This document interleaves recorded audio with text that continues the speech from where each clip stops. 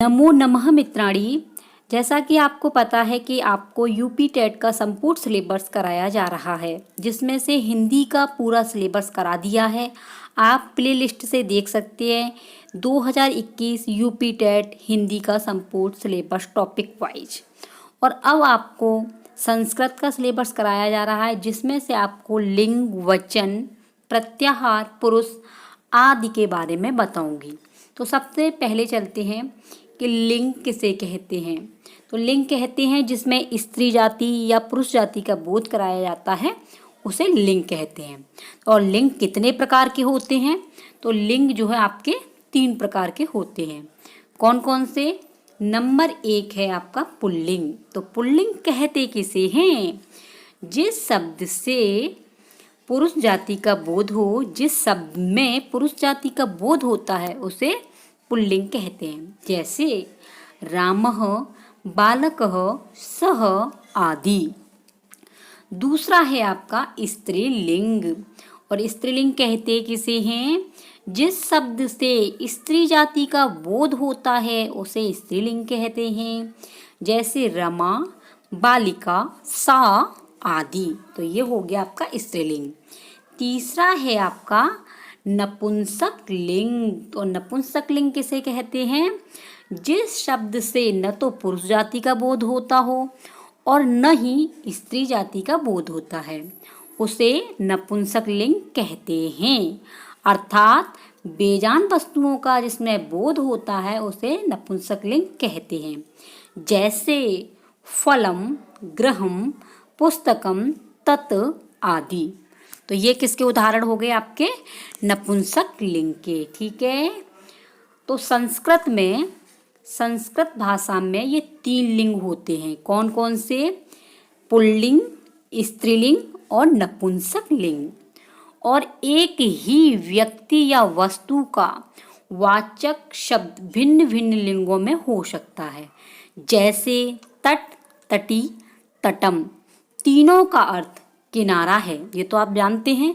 इन तीनों का जो है अर्थ वो किनारा है, पर तीनों शब्द क्रमशः, जैसे कि आप देख पा रहे हो कि तट जो है वो पुल्लिंग का है, ठीक है, और स्त्रीलिंग का है तटी, और नपुंसक लिंग का है तटम। तो ये हो गया आपके लिंग। नेक्स्ट है टॉपिक है आपका वचन। कौन सा है? वचन। ठीक है। तो ये देख पा रहे हैं, ये है आपका वचन। तो वचन देख लीजिए। संस्कृत में 3 वचन होते हैं। कितने? 3। कौन कौन से? एक वचन, द्विवचन, बहुवचन। वचन कहते किसे हैं? जिसमें 1 या 2 या 3 संख्याओं का बोध होता है, उसे वचन कहते हैं। और संस्कृत में वचन 3 प्रकार के होते हैं। कौन कौन से? एक वचन, द्विवचन और बहुवचन। संख्या में 1 होने पर एक वचन का, 2 होने पर द्विवचन का, तथा 2 से अधिक होने पर बहुवचन का प्रयोग किया जाता है। ठीक है। स्रोत कान है, चक्षु आँख, कर बाहु, स्तन चरण आदि हमेशा द्विवचन में ही प्रयोग किए जाते हैं। ये बहुत ही इम्पोर्टेंट चीज़ है, इसे आप समझ लेना कि जितने भी ये वर्ड मैंने आपको बताए हैं, ये सभी द्विवचन में प्रयोग किए जाते हैं। ठीक है। तो ये वचन कितने प्रकार के हो गए? आपके 3 प्रकार के।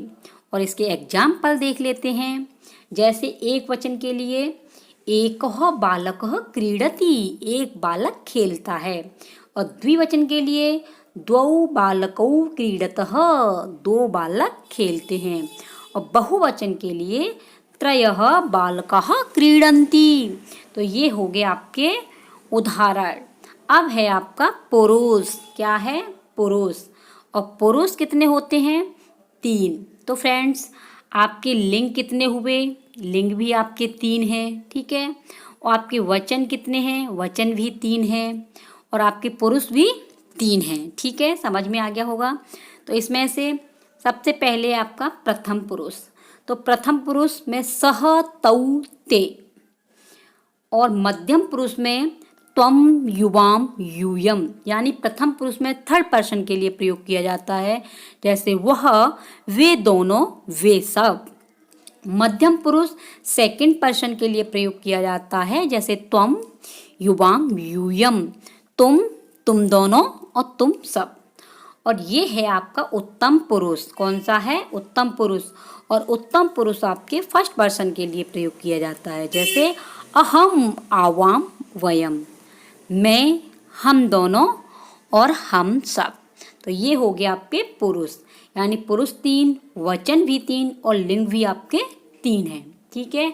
अब है आपका बहुत ही ज़बरदस्त टॉपिक जो सभी परीक्षाओं के लिए इम्पोर्टेंट है। और फ्रेंड्स, आप हमारी वीडियो को लाइक ज़रूर कर देना, क्योंकि आपका एक लाइक हमें बहुत ही मोटिवेट करता है।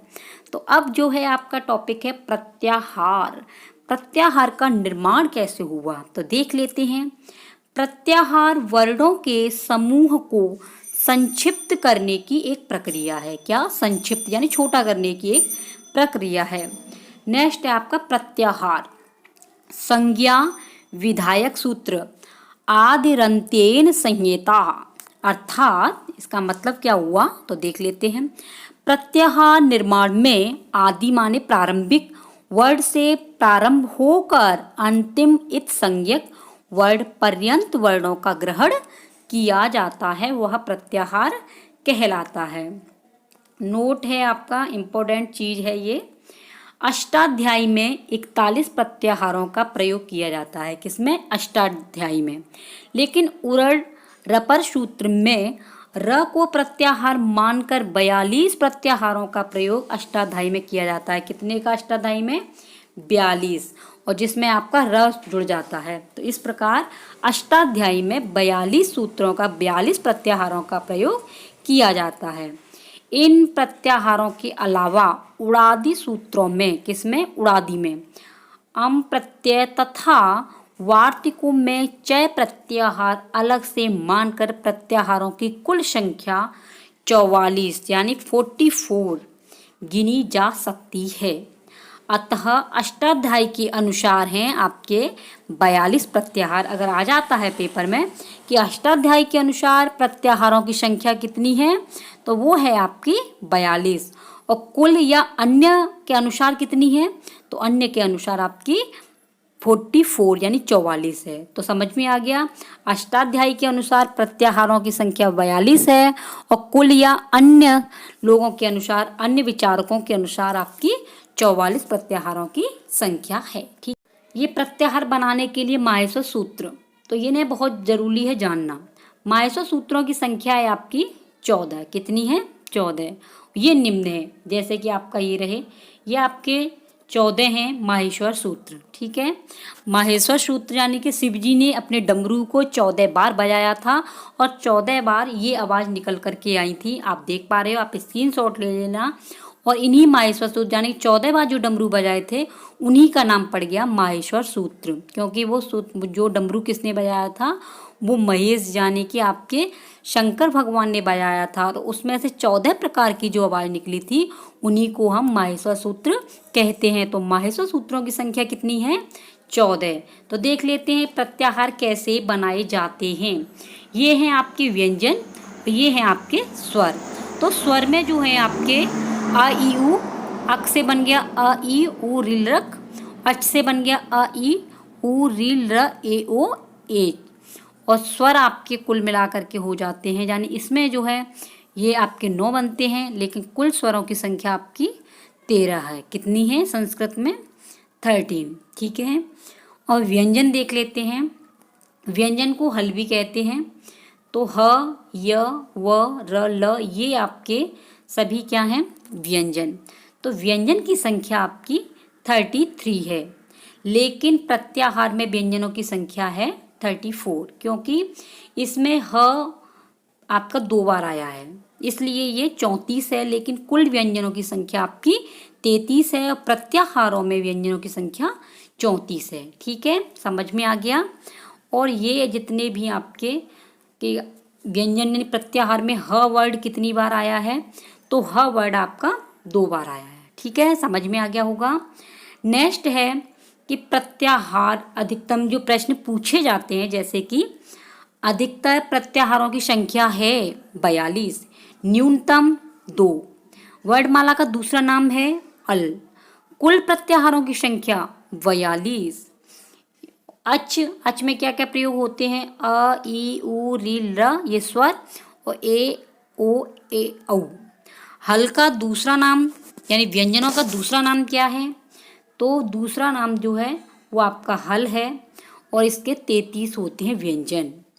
यड़, यड़ में क्या होता है? य, र, ल, व, और यड़ में अंतस्थ आते हैं। ठीक है, बहुत ही इंपॉर्टेंट चीज है। दूसरे अक्षर का चुनाव करते समय प्रत्याहार में पीछे वाले सूत्र पर नहीं लौट सकते, यड़ इसके पास। यदि आगे बढ़ने पर दो अक्षर एक जैसे मिल रहे हों तो पहले वाले अक्षर का चुनाव करते हैं। ठीक है, प्रत्याहार का सूत्र है आपका आदि अंत्येन। कौन सा है आपका सूत्र? है आदि अंत्येन संहिता। आदि प्लस अंत मिलान, आदिरंत्येन संहिता। प्रत्याहार का अर्थ क्या है? संक्षिप्त। 14 माहेश्वर सूत्रों की उत्पत्ति किससे हुई है? शिव के डमरू से। ये 14 सूत्र शंकर भगवान की कृपा से किस मुनि को प्राप्त हुए? तो ये पाणिनि को हुए थे। पाणिनि ने संपूर्ण व्याकरण शास्त्र का निर्माण कितने सूत्रों में किया है? तो ये किया है आपके 3678। 14 सूत्रों के अंत में वर्णों को क्या कहा जाता है? तो वो कहा जाता है इत संज्ञा। माहेश्वर सूत्रों में किस व्यंजन की पुनरावृत्ति 2 बार होती है? तो वो होती है आपकी पुनरावृत्ति 2 बार होती है ह वर्ड की। किसकी होती है? ह वर्ड की। तो फ्रेंड्स, अगर हमारी वीडियो पे नए हो तो प्लीज़ लाइक कर देना और सब्सक्राइब करना बिल्कुल भी ना भूलना। तो मिलते हैं आपको नए टॉपिक में, नए चैप्टर के साथ में। ठीक है, जय हिंद, जय भारत।